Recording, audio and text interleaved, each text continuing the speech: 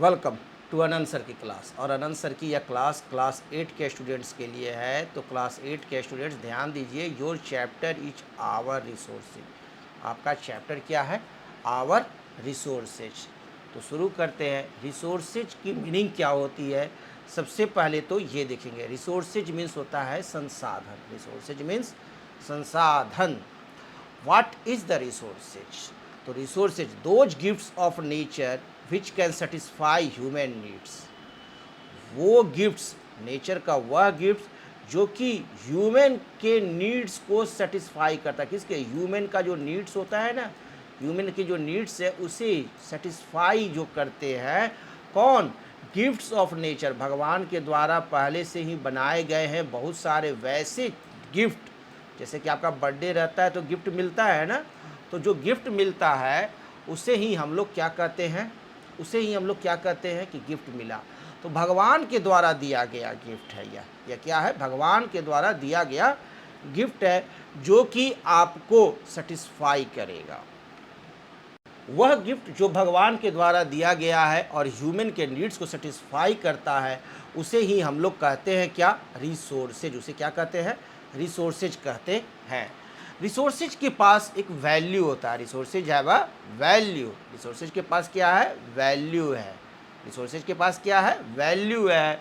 और this value could be, और यह वैल्यू जो है, यह जो वैल्यू जो होता है वह सबसे पहले देखिए तो इकोनॉमिक हो सकता है। कैसा हो सकता है? इकोनॉमिक, यानी कि नेचुरल का वह रिसोर्स जिससे कि हमें आर्थिक फ़ायदा होता है। जैसे पेट्रोलियम है, पेट्रोल को बेच करके आर्थिक वैल्यू भी है इसका। इसका जाइएगा बाज़ार में तो ख़रीदना पड़ेगा। और रिसोर्सेज के क्या होते हैं? एस्थेटिक, सौंदर्य संबंधी एस्थेटिक वैल्यू है। इथिकल, नैतिक वैल्यू है। और लीगल, कानूनी वैल्यू होते हैं। तो रिसोर्सेज के जो वैल्यू है, ये 4 वैल्यू आपको याद रखने हैं। एक है इथिकल, दूसरा है एस्थेटिक, AESTHETIC,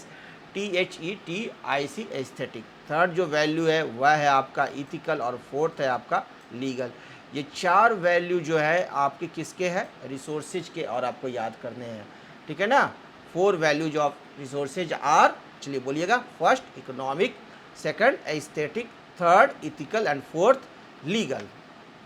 अब हम लोग देखते हैं तो सबसे पहला देखेंगे क्या? Economic value.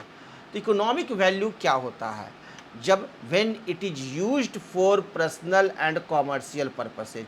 यदि कोई वैल्यू का यूज जो है वह हमारे को किसके लिए हो? पर्सनल नहीं तो कॉमर्शियल पर्पस के लिए। या तो पर्सनल यूज के लिए या कॉमर्शियल पर्पस के लिए किसी चीज़ का यूज हो रहा है, तो वो हो गया इकोनॉमिक वैल्यू। जैसे आप देख सकते हो कि crops and minerals carry economic value.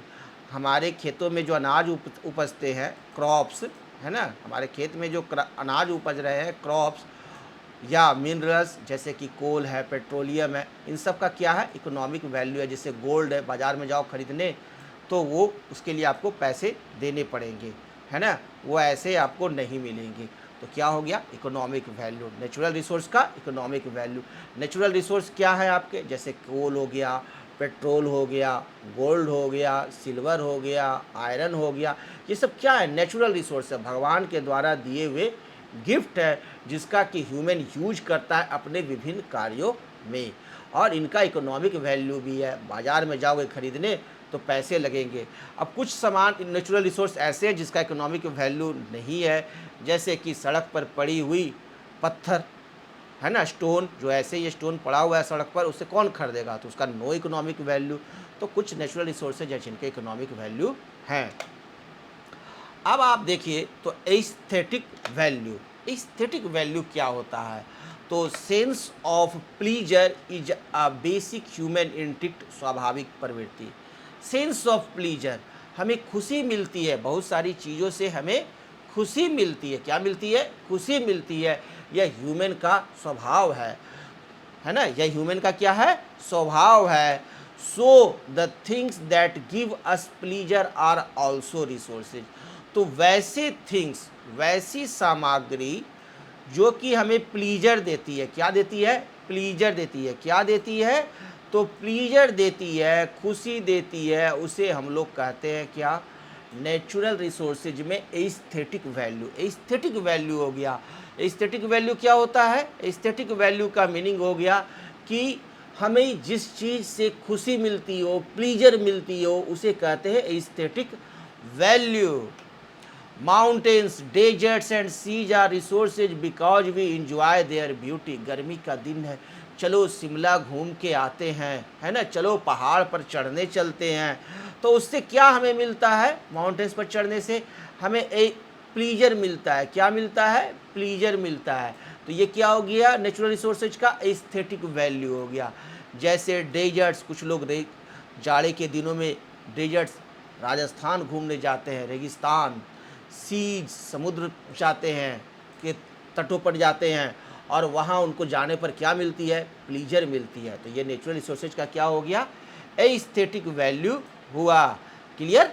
अब नेक्स्ट जो वैल्यू हम लोग देखेंगे वह है इथिकल वैल्यू। क्या है? Ethical value. When we recognize our responsibility to preserve natural resources for future generations, we attach ethical value to those resources.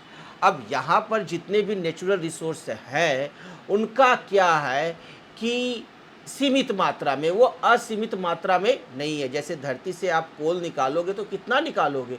उसकी एक सीमा है। पेट्रोल निकालोगे तो कितना निकालोगे? उसकी सीमा है। आपके बगीचे में फूल है तो उसकी कितना तोड़ोगे? उसकी एक सीमा है। उसी प्रकार से जितने भी नेचुरल रिसोर्सेज सभी की एक सीमा है ना? क्या है? एक लिमिटेशंस है। तो हमारा एक नैतिक कर्तव्य होता है, आवर रिस्पॉन्सिबिलिटी है ना? आवर रिस्पॉन्सिबिलिटी, हमारा नैतिक कर्तव्य है, आवर रिस्पॉन्सिबिलिटी है टू प्रिजर्व, कि हम इसे प्रिजर्व करें। किसे? नेचुरल रिसोर्स को। क्यों करें? फॉर फ्यूचर जनरेशंस, आने वाली पीढ़ियों के लिए। ऐसा न हो कि सारा का सारा पेट्रोल हम ही यूज कर लें, सारा का सारा कोल हम ही यूज कर लें, और आने वाली पीढ़ी कहे कि भाई अब तो हमारे लिए कुछ छोड़ा ही नहीं, न पेट्रोल छोड़ा, न आप कोल छोड़ा, है ना, कुछ छोड़ा ही नहीं, सोना तक तुम लोग पूरा बर्बाद कर दिया, तो क्या करूं? तो आवर इथिकल वैल्यू, नैतिक कर्तव्य, है ना, नेचुरल रिसोर्सेज के प्रति हमारा क्या है? इथिकल वैल्यू भी होना चाहिए। क्लियर है? अब हम लोग देखते हैं लीगल वैल्यू, कानूनी रूप से भी इसका वैल्यू है। When a resource is limited, it becomes extremely valuable for us. अब कोई रिसोर्स है वह लिमिट मात्रा में, जैसे गोल्ड बहुत लिमिट मात्रा में, इसीलिए गोल्ड का दाम ज़्यादा है। सिल्वर थोड़ा ज़्यादा मात्रा में मौजूद है, इसलिए उसका दाम कम है ना, उसका वैल्यू कम है, उसका फाइनेंशियल वैल्यू कम है। आयरन वो और अधिक मात्रा में पाए जाते हैं, और मोर अमाउंट में पाए जाते हैं धरती पर, इसलिए उसकी वैल्यू और कम है ना।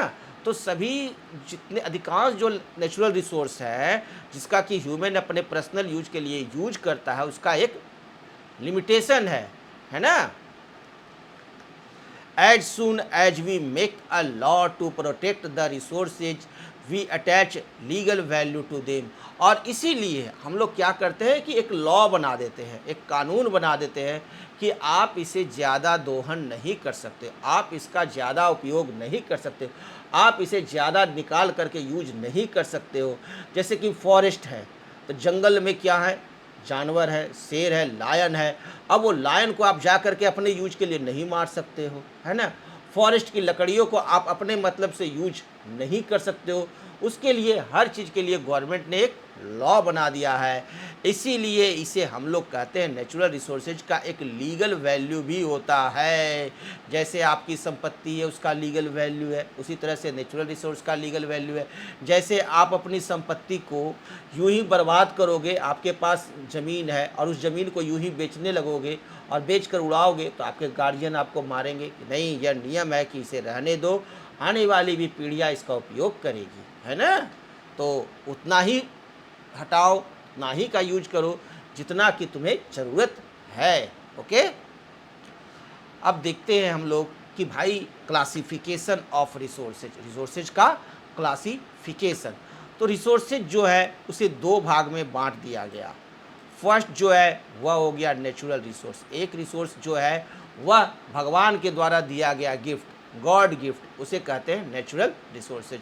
दूसरा मानव अपने उपयोग के लिए, अपने ज़रूरत के लिए बनाता है, तो that is man made resources. जैसे ट्रेन पॉलिटिकल इकोनॉमिक सेटअप, जैसे रोड मैन बनाया तो मैन मेड रिसोर्सेज हो गया, है ना।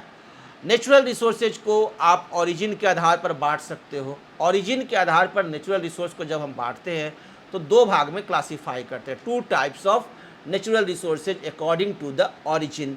One is biotic and another is abiotic. एक का नाम क्या है, बायोटिक है, एक को हम लोग क्या कहते हैं, बायोटिक कहते हैं, तो दूसरे को हम लोग कहते हैं ए बायोटिक। और आपका stage of development, stage of development के आधार पर, स्टेज ऑफ डेवलपमेंट के आधार पर हम लोग रिसोर्सेज को भी दो भाग में बांट सकते हैं, एक है पोटेंशियल और दूसरा है एक्चुअल। वन हो गया क्या हमारे को, पोटेंशियल, एंड दूसरा हो गया एक्चुअल रिसोर्सेज। तो याद रखेंगे स्टेज ऑफ डेवलपमेंट के आधार पर रिसोर्सेज को दो भाग में बांटा गया, one potential and second is actual. Okay. तीसरा जो है वह है हमारा रिन्यूएबिलिटी। रिन्यूएबिलिटी के आधार पर हम लोग रिसोर्सेज को दो भाग में बांट सकते हैं, रिन्यूएबल और नॉन रिन्यूएबल। एक रिसोर्स जो होता है वह रिन्यूएबल होता है और दूसरा जो रिसोर्स होता है वह होता है नॉन रिन्यूएबल। दो प्रकार के रिसोर्सेज होते हैं, रिन्यूएबल एंड नॉन रिन्यूएबल। तो जितने ये जो मैंने डिवाइड किया जो रिसोर्सेज के क्लासिफिकेशन को, एक एक करके सभी की स्टडी करते हैं। तो सबसे पहला जो हम लोग रिसोर्स देखेंगे वह देखेंगे based on their origin natural resources can B divided into two main groups. Origin के आधार पर नेचुरल रिसोर्स को दो भाग में बांटा गया है। एक हो गया आपका फर्स्ट जो है वह है आपका बायोटिक रिसोर्सेज। वाला क्या है, biotic resources. Natural vegetation, forests, आपको उसके बाद है वाइल्ड लाइफ। एक तो आपका है नेचुरल वेजिटेशंस, फॉरेस्ट चले जाओ, जंगल में जाओ और जा करके जंगल देखो, है ना। फॉरेस्ट ये क्या है, नेचुरल रिसोर्सेज, जब भगवान के द्वारा दिया गया गिफ्ट है नेचुरल वेजिटेशन से। यहाँ से बहुत सारी लकड़ियाँ, बहुत सारे खाद्य पदार्थ, बहुत सारे उपयोगी जड़ी बूटी प्राप्त होते हैं। फॉरेस्ट में, जंगल में जानवर रहते हैं जो कि आपको क्लाइमेट के लिए ज़रूरी है ना, इन्वायरमेंट को बनाए रखने के लिए ज़रूरी है और हमारी इस धरती की खूबसूरती के लिए ज़रूरी है। वाइल्ड लाइफ भी ज़रूरी है। तो ये क्या है, बायोटिक रिसोर्सेज है ना, जिससे कि जीवन संबंधित हैं, वो हो गए बायोटिक। जैसे aquatic ecosystem for both fresh water and salt water, है ना। जैसे एक्वेटिक इकोसिस्टम, आपकी नदियाँ, रिवर में बहने जो है वो दो तरह की होती है। एक होता है फ्रेश वाटर जो हमारी नदियाँ हो गई, दूसरा सॉल्ट वाटर, सी और ओशियंस हो गए। तो यहाँ मछलियाँ पाई जाती है, अलग अलग तरह के एक्वेटिक इकोसिस्टम में जीव जंतु पाए जाते हैं। तो ये सब क्या हो गए हमारे को बायोटिक रिसोर्सेज। अगर आपसे पूछा जाए कि बायोटिक रिसोर्सेज का एग्जाम्पल दो तो क्या हो जाएगा, एक हो जाएगा आपका, सबसे पहला आप क्या कहोगे, सर वो तो एक है नेचुरल वेजिटेशन यानी कि हमारा फॉरेस्ट्स, क्लियर। दूसरा बताओ तो दूसरा कहेंगे सर वाइल्ड लाइफ है। तीसरा बोलो तो एक्वेटिक इकोसिस्टम, है ना, जिसमें fresh water and salt water. इस प्रकार से हम लोग बायोटिक रिसोर्सेज के एग्जाम्पल दे देंगे। अब सेकंड वाला जो है हमारा वह क्या है, ए बायोटिक रिसोर्सेज। किसके अनुसार ये डिवाइड है, ओरिजिन के अनुसार डिवाइड है। तो सेकंड वाला जो है वह है abiotic resources. Biotic resources हम लोग स्टडी कर लिए, अब हम लोग देख रहे हैं क्या, abiotic resources. Land utilised for settlement, आपका जो लैंड है, जो धरती है जिसमें कोई जीवन नहीं है, लेकिन उसको आप बेच सकते हो, है ना। आपकी जो ज़मीन है आप उसे बेच सकते हो, खरीदते हो, उस पर आप खेती करते हो, है ना। नेक्स्ट जो देखते हो सॉइल फॉर कल्टीवेशन, मिट्टी जो है, मिट्टी में हम लोग खेती करते हैं तो लैंड हम लोग सेटलमेंट कर सकते हैं, यानी हम ज़मीन खरीदते हैं, बिक्री करते हैं। तो ये हमारे को क्या है, ए बायोटिक रिसोर्सेज। सॉइल, मिट्टी खेती के लिए उपयोग में लाए जा रहे हैं, तो सॉइल हमारे को क्या हो गए, कल्टीवेशन में उपयोग हो रहा है, तो ये बायोटिक रिसोर्सेज हो गए। थर्ड अगर देखो तो वाटर फॉर सर्वाइवल, वाटर जो है हमारे सर्वाइवल के लिए ज़रूरी है, यह भी हमारा ए बायोटिक रिसोर्सेज है। फोर्थ देखो तो मिनरल्स भी हमारे को क्या है, ए बायोटिक रिसोर्सेज है। ओके, अब हम लोग आगे बढ़ेंगे। तो एबायोटिक रिसोर्सेज तो हम लोग देख ही लिए कि 4 प्रकार के हैं। एक है लैंड यूटिलाइज्ड फॉर सेटलमेंट, दूसरा soil for cultivation, water for survival और मिनरल्स। ये 4 तरह के मैंने आपको एबायोटिक रिसोर्सेज के एग्जांपल यहाँ पर दिए हैं। तो ओरिजिन के आधार पर हम लोगों ने देखा क्या, रिसोर्सेज कितने प्रकार के हैं ओरिजिन के आधार पर, 2 प्रकार के। कौन कौन, बायोटिक और एबायोटिक। ओके, अब हम लोग चलते हैं on the basis of the stage of development, resources can be classified into 2 categories। अब स्टेज ऑफ डेवलपमेंट के आधार पर, डेवलपमेंट के अलग अलग स्टेज के आधार पर भी रिसोर्सेज को डिवाइड किया गया है। एक है आपका क्या, पोटेंशियल रिसोर्सेज। फर्स्ट जो है वो क्या है, पोटेंशियल रिसोर्सेज है ना, और सेकंड क्या है, actual resources.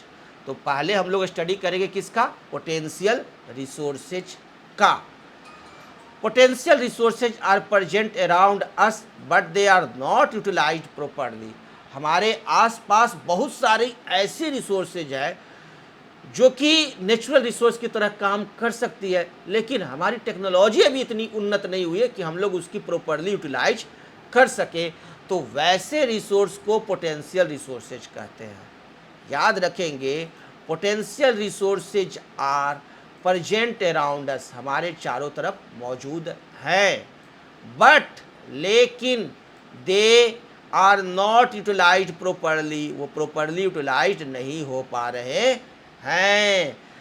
This may be due to non availability of technology और मीन्स, या ऐसा इसलिए है क्योंकि अभी उस तरह की टेक्नोलॉजी डेवलप ही नहीं हो पाई है कि इन पोटेंशियल रिसोर्सेज का यूज कर सके। वो कौन कौन है, जैसे ओशियानिक टाइड्स, वाटरफॉल्स, रिवर्स जैसे नदियां हैं, धारा बह रही है, अगर इस बहती हुई करंट से हम लोग बिजली पैदा करें तो अभी सोच सकते हैं, टेक्नोलॉजी उतनी हाई नहीं हुई है। ओशियानिक टाइड्स, समुद्र में उठने वाली लहरें, अगर उसका उपयोग करें तो इतनी बिजली उपयोग बन जाएगी कि कोई ज़रूरत ही नहीं है फिर कि थर्मल बिजली बनाई जाए। वाटरफॉल्स, जहाँ जहाँ वाटरफॉल्स हो रहे हैं वहाँ से हम लोग यूज कर सकते हैं, लेकिन अभी नहीं कर पा रहे हैं क्योंकि टेक्नोलॉजी उतनी डेवलप नहीं हुई है। तो इन रिसोर्सेज को हम लोग क्या कहते हैं, पोटेंशियल रिसोर्सेज। क्या कहते हैं, पोटेंशियल रिसोर्सेज। ओके, अब सेकंड वाला जो रिसोर्सेज है वह है actual resources. This is the actual resources. दूसरा जो रिसोर्स है वह है हमारा actual resources. The resources which have been developed by man for his own use and which are being continuously utilized are actual resources। और अब वास्तविक दुनिया में आ जाओ भाई, वो रिसोर्स जो कि मैन के द्वारा डेवलप किया गया और मैन उसका कंटिन्यूसली यूज कर रहा है अपने दैनिक उपयोग के लिए, दैनिक ज़रूरत के लिए, है ना। जैसे आपका हो गया कोल, पेट्रोलियम, यूरेनियम, है ना। कोल का उपयोग करते हैं, कोयले का उपयोग होता है बहुत ज़्यादा, है ना, बिजली बनाने में आजकल। पेट्रोलियम, आपकी गाड़ी जितनी चल रही है वो पेट्रोल से चल रही है, डीजल से चल रही है। यूरेनियम का भी उपयोग आपको बिजली बनाने में होता है। These resources may not be fully exploited due to limitations of the available technology. और इनका भी उपयोग हम लोग फुल्ली रूप से नहीं कर पा रहे हैं क्योंकि हमारी टेक्नोलॉजी बहुत ज़्यादा एडवांस्ड अभी उस लेवल की नहीं हुई है। ओके, अब नेक्स्ट जो हम लोग को डिवीजन पढ़ना है वह है on the basis of renewability. Renewability resources can be classified into 2 categories. अब ये जो रिसोर्सेज है भगवान के द्वारा जो दिया गया गिफ्ट है, अब आप उपयोग कर लोगे तो वो ख़त्म हो जाएगा। लेकिन कुछ ऐसे भी भगवान ने गॉड गिफ्ट दिए हैं नेचुरल रिसोर्स, जिसका आप जितना उपयोग करना चाहो करते रहो, वो ख़त्म ही नहीं होगा, है ना, वो ख़त्म ही नहीं होगा, वो एंड होगा ही नहीं। तो वो जो रिसोर्स है जो कि एंड नहीं होता है, भगवान के द्वारा वह गिफ्ट जिसका ह्यूमन कितना भी यूज कर ले वो एंड नहीं होगा, उसे हम लोग कहते हैं रीन्यूएबल रिसोर्सेज। उसे क्या कहते हैं, रीन्यूएबल रिसोर्सेज, यानी उनका फिर से जनरेशन हो जाता है। जैसे सनलाइट, रोज़ सुबह आया, सनलाइट पड़ा, हमारा सोलर प्लेट से बिजली बना, फिर अगला दिन सनलाइट आ गया, फिर अगला दिन आ गया, यानी ये तो एंडलेस है, बिना पैसे का आपको बिजली बन रहा है, इलेक्ट्रिसिटी प्रोड्यूस हो रहे हैं, है ना। तो these types of energy are renewable resources. These resources continue to renew themselves through various processes over a period of time. They can be renewed without putting themselves into danger for future use.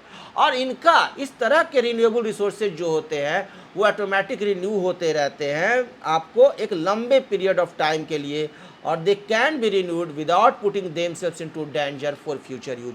और इसका future में कितना भी आप लोग अभी use करते जाओ, फ्यूचर में ये ख़त्म होने वाला नहीं है। इसके एग्जाम्पल हैं आपको solar energy, air, water, animals, plants and humans. जैसे सोलर एनर्जी आप ले लो, सोलर एनर्जी से आजकल बिजली बनाई जा रही है।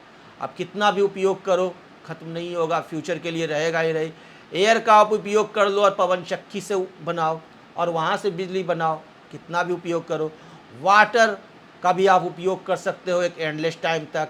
एनिमल्स, प्लांट्स और humans, these are the renewable resources. तो रिन्यूएबल रिसोर्सेज का एग्जाम्पल सभी लोग याद रखेंगे। Number 1 solar energy, number 2 air, number 3 water, number 4 animals, number 5 plants and number 6 humans. अब नेक्स्ट जो देखते हैं वह है non renewable resources. Non renewable resources यानी पेट्रोल, कोल, गोल्ड, आयरन, है ना, इनका एक लिमिट है भैया, लिमिट है। अनलिमिटेड आप यूज नहीं कर सकते हो, और एक बार यूज होने के बाद ये ख़त्म हो जाएगा, फिर उसको आप बना नहीं सकते हो, फिर वो ऑटोमेटिक आ नहीं पाता है ना। तो this types of resources are non renewable resources. These resources get completely exhausted after use and can't be replaced or renewed. ऐसे जो रिसोर्सेज हैं वह आपको कम्प्लीटली एग्जॉस्ट हो सकते हैं, पूर्ण रूप से ख़त्म हो सकते हैं, और इनको रिप्लेस या रिन्यूड नहीं किया जा सकता है। इसके एग्जाम्पल हैं पेट्रोलियम प्रोडक्ट्स, कोल, ईटीसी। अब नेक्स्ट जो हम लोग पढ़ेंगे वो पढ़ेंगे मैन मेड रिसोर्सेज, यह नेक्स्ट क्लास में देखेंगे। Okay, thank you, welcome. Second जो है रिसोर्सेज वह है नॉन रिन्यूएबल रिसोर्सेज। क्या है? नॉन रिन्यूएबल रिसोर्सेज के बारे में अब हम लोग स्टडी करेंगे। These resources get completely exhausted after use and can't be replaced और रिन्यूड।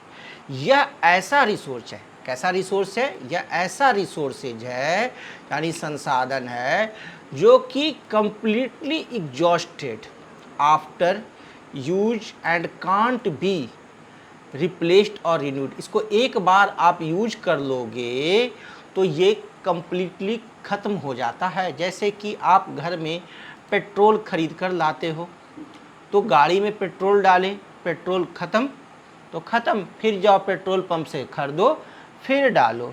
इस तरह से आप बार बार पेट्रोल खरीद रहे हो और डाल रहे हो। एक समय आएगा कि पेट्रोल पंप पर ख़त्म होगा, दूसरा समय ऐसा भी आएगा कि जो तेल की कुएं हैं वहाँ ख़त्म हो सकते हैं। तो these are non renewable resources. ये कैसे रिसोर्सेज हैं? नॉन रिन्यूएबल रिसोर्सेज हैं। नॉन रिन्यूएबल रिसोर्सेज के एग्जांपल्स हैं पेट्रोलियम प्रोडक्ट्स, आपका कोयला, कोल, आपका कुकिंग गैस, घर में जो कुकिंग गैस है वो, ये सब क्या है? नॉन रिन्यूएबल रिसोर्सेज हैं। Okay, man made resources. अब मैन मेड रिसोर्सेज देखते हैं। मैन ने बहुत सारी संसाधन बनाए हैं अपने यूज के लिए, ताकि हमें कहीं भी काम करना आसान हो। उसके लिए हम लोगों ने बहुत सारी प्रकृति से संसाधन ले करके और नए तरह के संसाधन बनाए, जिसका उपयोग करते हैं हम लोग अपनी सुविधाजनक जीवन जीने में। These resources play a vital role in the utilization and development of natural resources. यह रिसोर्स जो है वह अदा करता है vital role in utilization and development of natural resources. कैसे कि इस रिसोर्स से मैन मेड रिसोर्सेज, मैन ने ऐसे ऐसे मशीन बना लिए, इस तरह के मशीन बनाए जिससे कि कोई भी नेचुरल जो रिसोर्स है उसका वह भरपूर ज़्यादा से ज़्यादा उपयोग कर सके और बेटर तरीके से। इसमें प्राइमरीली इंक्लूड है, इसमें आते हैं क्या? आवर टेक्निकल एक्सपर्टाइज, हमारी टेक्निक आती है। गवर्नमेंट स्ट्रक्चर्स आते हैं। पॉलिटिकल एंड इकोनॉमिक इंस्टीट्यूशंस, और पॉलिटिकल और इकोनॉमिक इंस्टीट्यूशंस आते हैं। सोशल एंड कल्चरल सेटअप, और सोशल और कल्चरल सेटअप आते हैं। तो मैन मेड रिसोर्सेज में क्या क्या इंक्लूड है, यह आपको याद रखना है। फर्स्ट आपका क्या है, आवर टेक्निकल एक्सपर्टाइज। सेकंड है गवर्नमेंट स्ट्रक्चर, सेकंड क्या है, गवर्नमेंट स्ट्रक्चर। थर्ड है political and economic institutions. Fourth है सोशल एंड कल्चरल सेटअप। तो ये 4 प्राइमरी रूप से इंक्लूड हैं। क्या, मैन मेड के द्वारा टेक्निक हैं, तरीके हैं, जिसके द्वारा हम लोग नेचुरल रिसोर्सेज का दोहन करते हैं। मैन मेड रिसोर्सेज, जैसे कि हम लोग घर बनाते हैं, तो जो होम हम लोग बना रहे हैं, घर जो हम लोग बनाते हैं, इसमें तो बहुत सारे प्राकृतिक संसाधन का उपयोग करते हैं, नेचुरल रिसोर्सेज का उपयोग करते हैं और अपने लिए एक नया घर बनाते हैं। तो ये कैसा हो गया, मैन मेड रिसोर्सेज हो गया। अब हम लोग विभिन्न तरह के नेचुरल रिसोर्सेज का उपयोग करके अपनी गाड़ियों को चलाने के लिए डिफरेंट टाइप्स ऑफ रिसोर्सेज तैयार करते हैं, जैसे कि रोड। ये देखिए, ये रोड, तो रोड क्या है, मैन मेड रिसोर्स है ना। रोड क्या है, मैन मेड रिसोर्स है। तो एक हुआ नेचुरल रिसोर्सेज। अब ये किनारे किनारे आप जो देख रहे हैं, सॉइल जो है, तो ये जो सॉइल है, ये क्या हो गया, नेचुरल रिसोर्सेज। लेकिन यह जो रोड है, यह क्या हो गया, मैन मेड रिसोर्सेज है। कंजर्वेशन ऑफ रिसोर्सेज, अब जो प्रकृति के द्वारा, नेचर के द्वारा, गॉड के द्वारा जो रिसोर्स दिया गया है, उसे कंजर्व करना भी ज़रूरी है, उसका संरक्षण भी ज़रूरी है। नहीं तो एक समय ऐसा आएगा कि हमारी धरती पर से, धरा भू पर से आपका यह फ्रिज ट्री ही गायब हो जाएगा। और जब ट्री गायब होगा तो भीषण गर्मी आएगी। उसके बाद आपको क्या आ सकता है, एटमॉस्फेयर में ऑक्सीजन की कमी आएगी, जिससे श्वसन की प्रॉब्लम होगा। तो जो रिसोर्सेज है, संसाधन है, उसका खर्च भी बहुत सोच समझकर करना चाहिए, ताकि आने वाली पीढ़ियां भी इसका उपयोग कर सके। ओके, तो this is conservation of resources. अब सस्टेनेबल डेवलपमेंट, आपके दिमाग में एक सवाल आ रहा होगा कि sustainable development, what is sustainable development, sustainable development क्या होता है। तो the pattern of resource use that aims to meet human needs while preserving the environment so that these needs can be met, not only be present but also be future generations is called sustainable development। Sustainable development कहने का अर्थ हुआ कि हमारे पास जो संसाधन है, जो resources हैं, उसका हम लोग इस तरह से अपने ह्यूमन नीड्स के लिए उपयोग करें कि हमारा इन्वायरमेंट भी प्रिजर्व रहे, सुरक्षित रहे, और आने वाली पीढ़ियाँ, फ्यूचर जनरेशन्स जो हो, वह भी इसका उपयोग करे। उसे ही हम लोग कहते हैं क्या, सस्टेनेबल डेवलपमेंट। जैसे कि अगर हम पेड़ है, हमारी जो ट्री है, उस ट्री को यदि हम लोग काटते हैं, अगर हम लोग ट्री कट करते हैं, तो एक पेड़ काटे तो 2 पेड़ हमें लगाने भी चाहिए, ताकि आने वाली फ्यूचर को कोई में जो जनरेशन है, न्यू जनरेशन है, उसे कोई प्रॉब्लम ना हो। तो इसे हम लोग कहते हैं क्या, सस्टेनेबल डेवलपमेंट कहते हैं। क्लियर है। तो सस्टेनेबल डेवलपमेंट क्या होता है, ये आपको समझ में आया। अब हम लोग आगे बढ़ेंगे।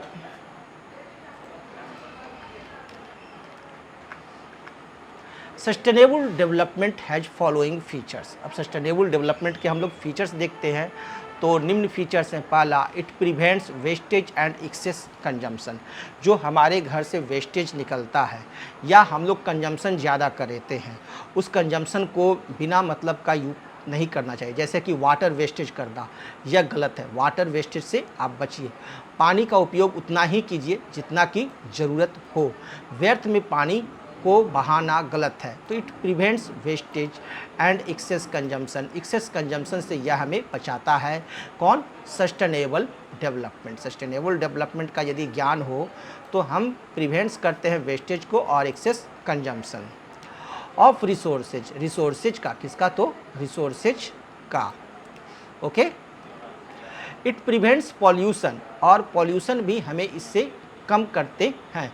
यदि हमें सस्टेनेबल डेवलपमेंट का ज्ञान हो तो सस्टेनेबल डेवलपमेंट के अंतर्गत क्या आता है, प्रिवेंट्स पॉल्यूशन, पॉल्यूशन पैदा नहीं करना चाहिए, है ना, पॉल्यूशन से कम होना चाहिए, यानी गाड़ी ऐसी होनी चाहिए जो कि पॉल्यूशन ना करे। इसीलिए धीरे धीरे आजकल इलेक्ट्रिक गाड़ियाँ भी मार्केट में आ चुकी है।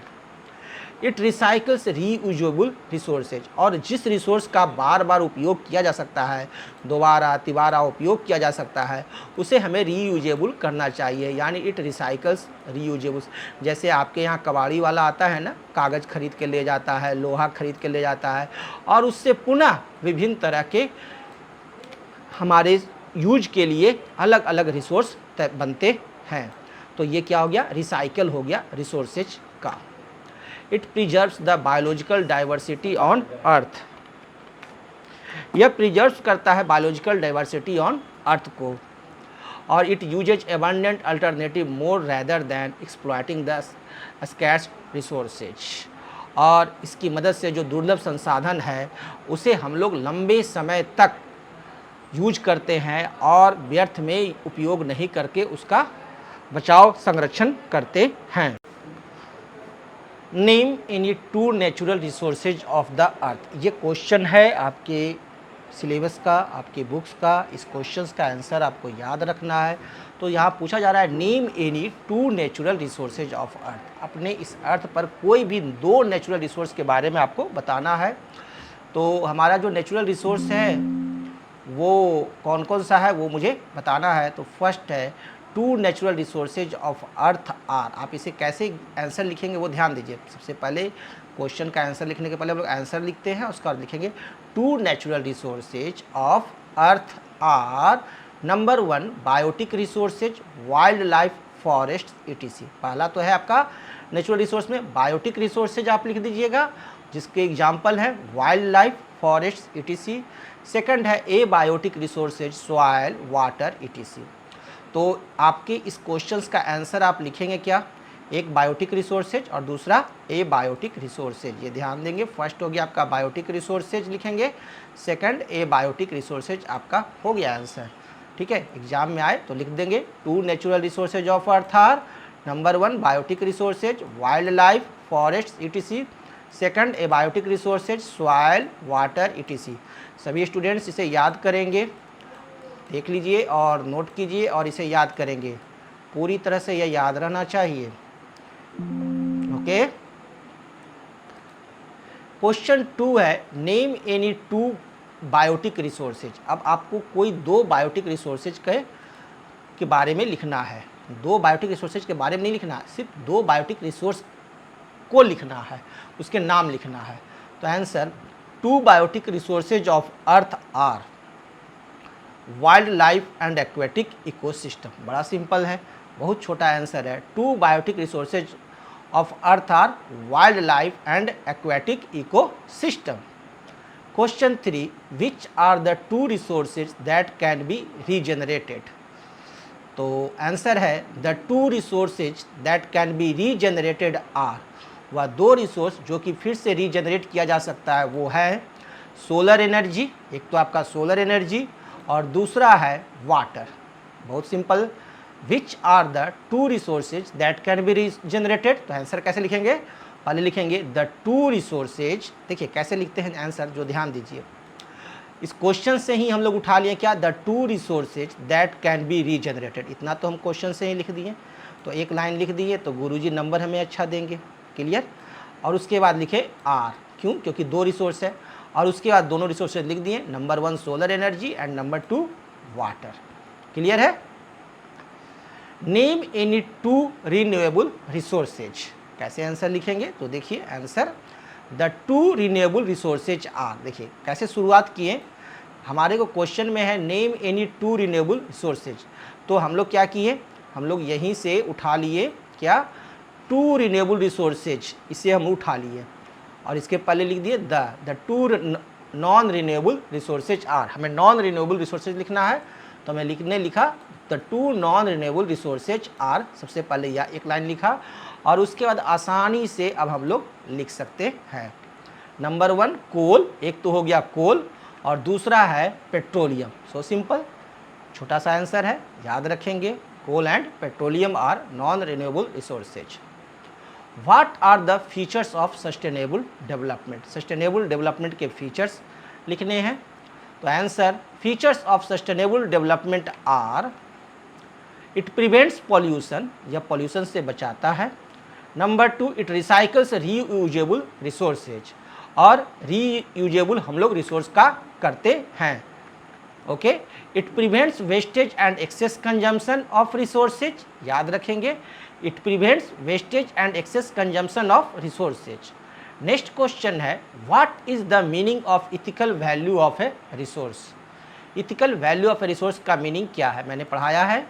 Answer, ethical value of a resource means our responsibility to preserve nature for future generations. याद रखेंगे सभी के students, ethical value of a resource means, देखिए बड़ा आसान है लिखना, सबसे पहला हम लोग यहीं से लिखें ethical value of a resource, इतना लिख लिए। मीनिंग पूछ रहा था तो इसलिए हम लोग क्या लिखें, ethical value of a resource means, इतना तो लिख दिए हम लोग क्वेश्चन से ही। उसके बाद अब आंसर लिखते हैं क्या, our responsibility to preserve nature for future generations. So simple. Next question है, what do you mean by natural resources? Natural resources से आप क्या समझते हो? Answer, natural resources means resources that available already, the exist in nature and not created by human. Natural resources का meaning क्या हुआ? Natural resources means resources that available already, that exist in nature and not created by human. Okay, example है water, soil, coal, petroleum, etc. Okay, thank you.